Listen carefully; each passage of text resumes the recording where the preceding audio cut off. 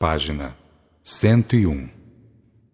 A crosta, ou terra sólida, é circundada de 7 céus, de 7 faixas concêntricas e superpostas, que se subdividem em mais de 30.000 subcéus ou subfaixas. O mais um, que é o céu crístico, não se acha adstrito ao planeta, e sim ao sistema solar. Os espíritos que lá se elevaram, por evolução, ultrapassaram os limites vibratórios que jungem a lei de reencarnação. Os Cristos, os chefes planetários de sistemas de galáxias e metagaláxias, pairam acima das restrições a que se acham sujeitos os 7 céus inferiores, quando encarnam para cumprir aquelas funções ditas de celeste ungido, fazem-no por vontade própria e revestidos de tremendos poderes de altíssimas graças espirituais. Assim sendo, à medida que se afastam da crosta, vão os céus se tornando cada vez mais gloriosos, ou celestiais, ou divinos, até atingir aquele que é o céu universal ou cósmico, o mais um, aquele que não é sujeito às leis comuns do planeta.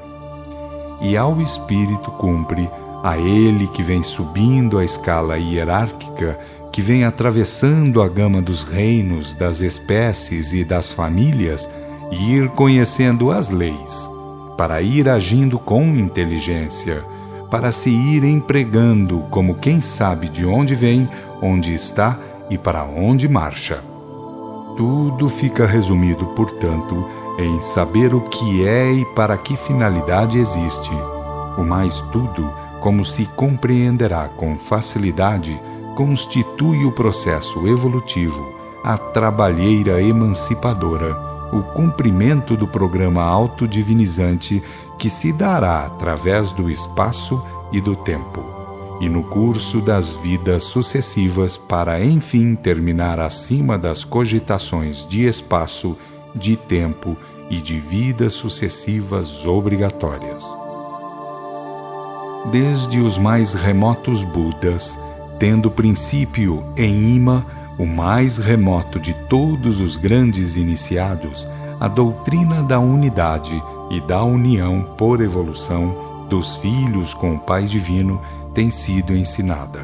E Jesus, aquele celeste ungido que veio abrir as portas da iniciação para toda a carne, através do seu batismo de espírito ou revelação ostensiva, repisou a mesma doutrina, por ser ela simples, normal e necessária ao espírito. Isto é, por evolução dar-se-á a sintonização vibratória, a união no mais alto grau de consciência. Trata-se, portanto, de elaborar a união no âmago onde Deus está, como divina origem. Isto, irmãos, deveria ser a lição primeira, o marco inicial da aprendizagem total, da caminhada através das gradações evolutivas conscientes, isto é, pelo menos depois que se entra na espécie hominal e se chega a ter algum conhecimento das leis de Deus. Deveria ser, dizemos, o início da escalada evolutiva, a primeira condição imposta pelo indivíduo a si próprio. Que seria preciso fazer, porém, para tal coisa acontecer? Naturalmente, as coisas seriam outras se houvesse um pouco mais de honestidade e boa vontade por parte, pelo menos, das religiões, daquelas agremiações que se dizem escolas de fé, mas que são, em regra, verdadeiras concentrações de crédulos entregues quase sempre a homens que são grandes amigos de suas vaidades, de seus orgulhos, de suas manias conceptivas, de seus títulos do mundo, de seus respectivos bolsos e estômagos. Salientamos bem, por estas alturas, que não tomamos a sério as ditas boas intenções daqueles que fazem da religião meio de vida e carreira nobilárquica. Os simplórios costumam acreditar, ou pelo menos admitir, aquilo que fazem aquelas pessoas que se dizem ministros de Deus. Peço o favor de não me confundirem com isso, porque sou um cidadão desencarnado e que gosta muito de observar os homens de dentro para fora e não de fora para dentro.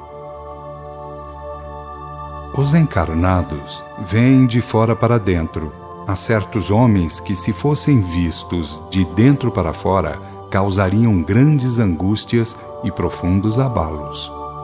Quando nada mais houvesse, reconheceriam que eles nem sequer sabem ser ignorantes, sinceros, o que seria uma virtude, e que são matreiros na arte da simulação, pois dão-se a fazer que os outros confiem, principalmente os que pagam ou compram idolatrias, naquilo que eles mesmos não acreditam.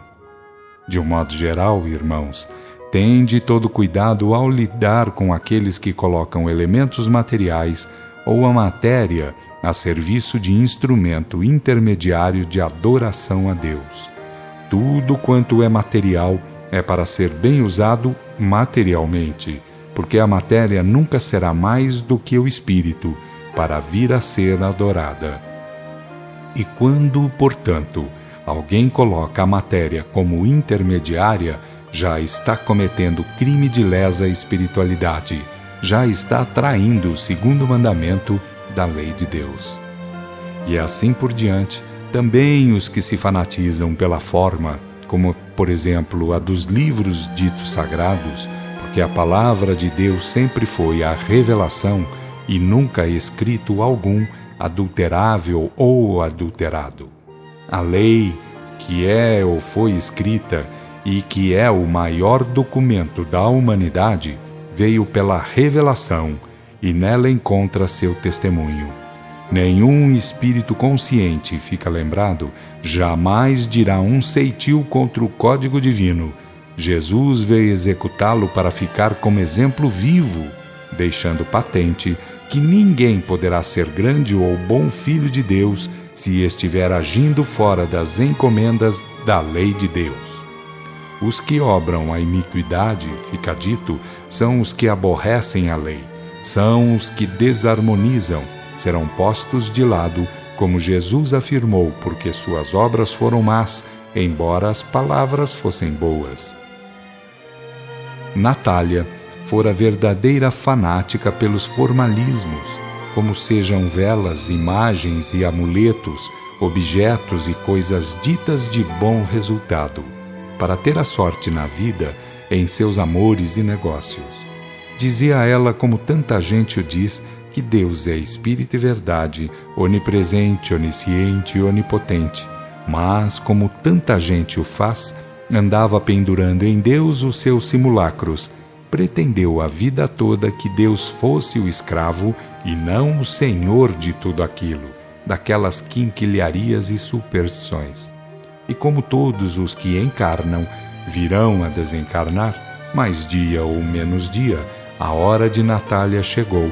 Depois de breves males, sem que ninguém percebesse da parte dos familiares, Natália espírito abandonou o corpo, deixando Natália corpo para ser devolvido ao laboratório da Mãe Natureza, a fim de, conforme as leis da retorta telúrica, servir a outros fins, entrar na constituição de outros corpos, orgânicos e inorgânicos. Que sucedeu com a Natália espírito? Em que condição e situação veio a se encontrar em seguida a desencarnação?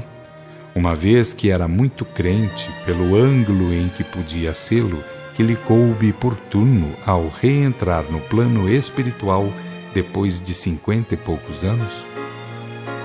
Natália não ficou muito tempo ignorando o seu estado, porque continuou apelando a seus simulacros, mas o seu conhecimento do estado nem por isso lhe fez sair dali, do ambiente doméstico ao qual se prender intensamente.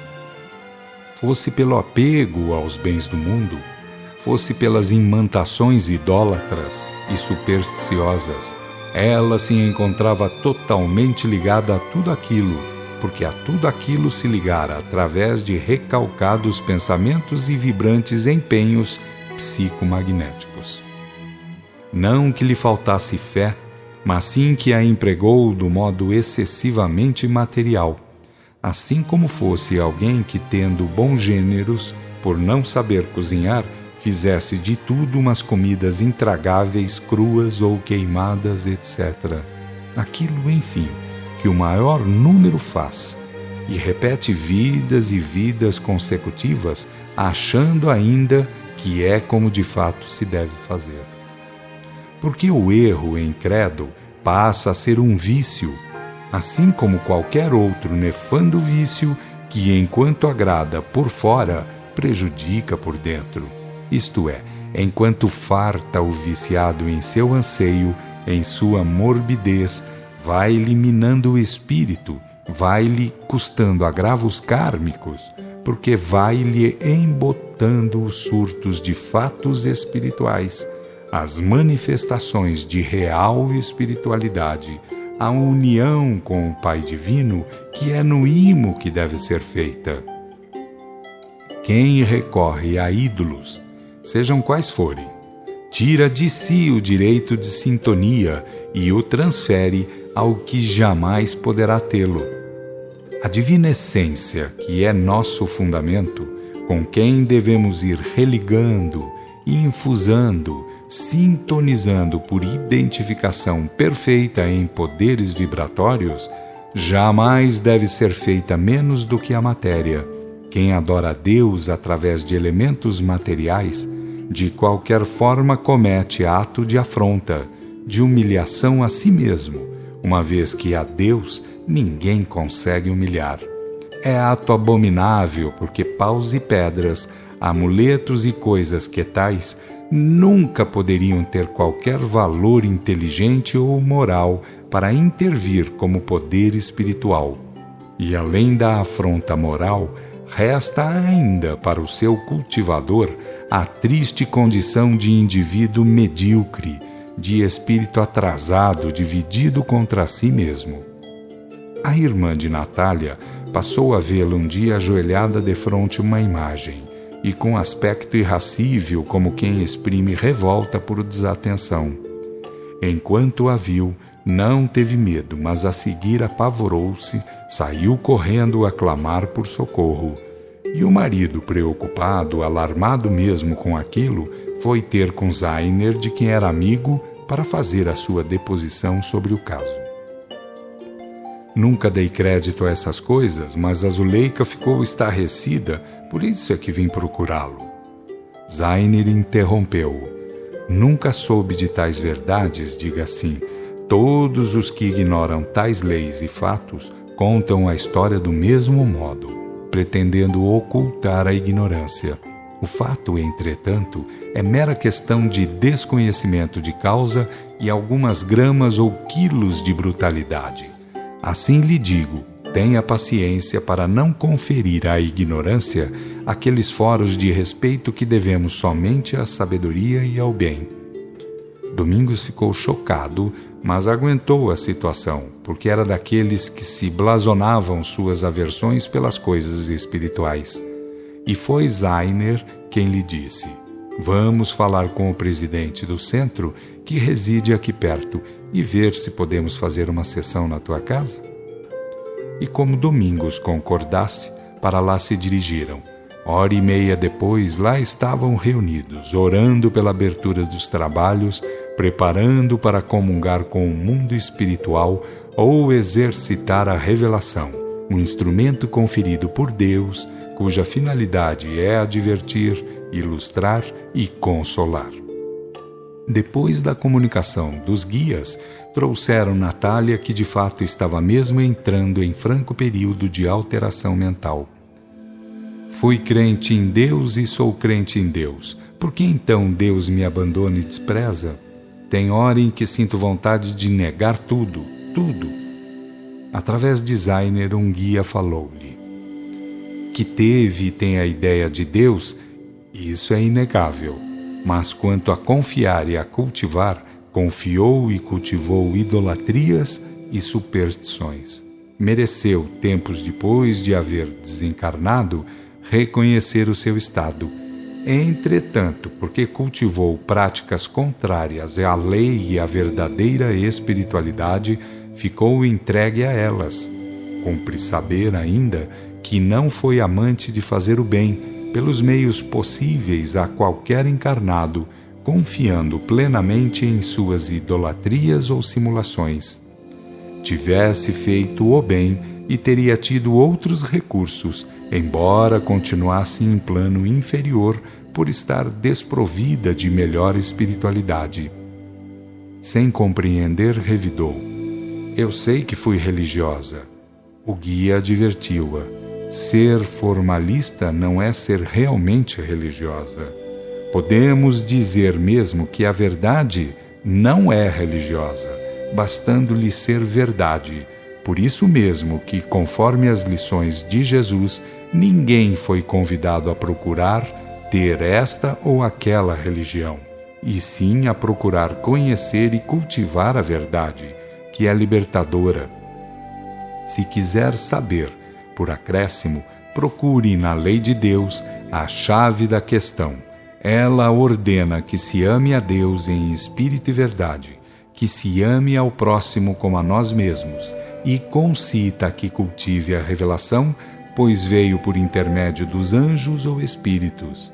A lei, o documento impassável testemunhado por todos os grandes reveladores e pelo Cristo planetário, não é religiosa, é simplesmente verdade. Por isso mesmo, saibam ou não os homens, queiram ou não quem contra ela estiver, não estará bem consigo mesmo, porque estará contra a lei de harmonia universal.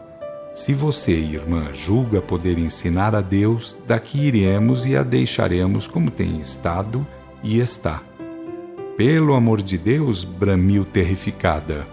Então disse-lhe o guia: prometa que virá a ser inimiga de idolatrias e de superstições, prometendo, consequentemente, que virá a procurar os caminhos do amor e do conhecimento, que são os produtores da pureza e da autoridade.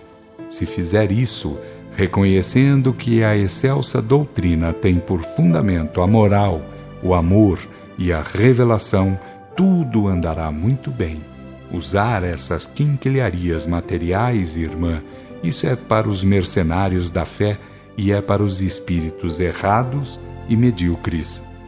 Natália derramou lágrimas a valer, prometendo a seguir que faria tudo para se libertar daqueles nefandos vícios, e foi-lhe dito prontamente: não é aqui, nem com simples promessas, que se dá testemunho de amar a Deus em espírito e verdade no templo da consciência. Não é aqui, neste lado da vida, que se prova o amor pelo próximo. Não é aqui, no plano espiritual, que se honra a revelação como instrumento de advertência, ilustração e consolo. É na vida carnal, no seio da encarnação, o lugar onde se provam os verdadeiros conhecimentos e as melhores intenções para com a verdade que livra. E depois de tudo encerrado, em matéria de doutrinação, um outro guia disse aos presentes como complemento instrutivo: usai a matéria como deve ser usada, para as reais necessidades físicas, mas não a façais intermediária em matéria de adoração ao Pai Divino, que tendes por fundamento sustentação e destinação. Não é possível que o espírito se diminua perante a matéria, sem incorrer em grave falta, pela qual terá que responder mais cedo ou mais tarde. Ligai-vos a Deus pelos elos do coração. Aumentai vossos créditos através das boas obras em sociedade, e fazei-vos grandes em autoridade pelo conhecimento e culto das leis universais ou de Deus. Fora, sem dúvida, uma grande sessão aquela para todos nós, porque nunca é demais saber que devemos lavrar no íntimo a união, que devemos construir em nós mesmos a celeste conexão, tornando-nos também Espírito e Verdade.